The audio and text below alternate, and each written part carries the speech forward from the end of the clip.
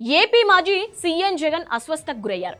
ఆయన ఎక్కువసేపు నిలబడి ఉండటం కారణంగా కాళ్ల వాపులు వచ్చినట్లు డాక్టర్లు చెప్తున్నారు.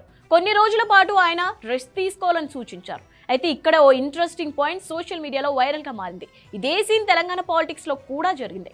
తెలంగాణ అసెంబ్లీ ఎన్నికలో బీఆర్ఎస్ పార్టీ దారుణంగా ఓడిపోయింది. కొత్త అసెంబ్లీ ఏర్పాటైన వెంటనే మాజీ సీఎం కేసీఆర్ కాలు జారి పడిపోయారు. తనకు హిప్ రీప్లేస్మెంట్ ఆపరేషన్ కూడా జరిగింది. దీంతో చాలా రోజులు ఆయన మంచానికే పరిమితమయ్యారు. అసెంబ్లీకి కూడా రాలేదు. అయితే కేసీఆర్ కావాలని అసెంబ్లీకి రాలేదని, వస్తే కాంగ్రెస్ చేసే విమర్శలు తట్టుకోలేకే దూరంగా ఉన్నారని చాలా మంది విమర్శించారు. ఇప్పుడు జగన్ విషయంలో కూడా అదే జరిగింది.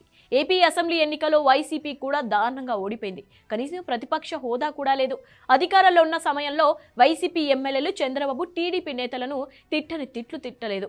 కానీ ఇప్పుడు వాళ్ళెవ్వరూ అసెంబ్లీలో లేరు. జగన్ మాత్రమే ఉన్నారు. గెలిచిన 11 మంది కూడా పెద్దగా ఫేమస్ కాదు. దీంతో ఇప్పుడు ఏపీ అసెంబ్లీలో జగన్ కు ర్యాగింగ్ మామూలుగా ఉండదు.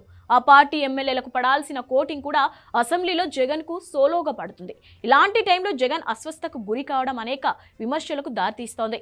జగన్ కూడా అసెంబ్లీకి రావద్దు అనుకునే ఇలా అనారోగ్యం పేరుతో నాటకాలు ఆడుతున్నారా అంటూ ఓ వర్గం సోషల్ మీడియాలో ప్రచారం చేస్తోంది. ఇంతకాలం లేని కాళ్ళ నొప్పులు, కాళ్ళ వాపులు ఇప్పుడే వచ్చాయా అంటూ పోస్టులు పెడుతున్నారు. నిజంగా జగన్ ఆరోగ్య పరిస్థితి ఏంటి, రెస్ట్ అవసరమా అన్న విషయం పక్కన పెడితే, అసెంబ్లీకి వస్తే ఓ బాధ, రాకపోతే ఇంకో బాధ అన్నట్లు మారిపోయింది జగన్ పరిస్థితి.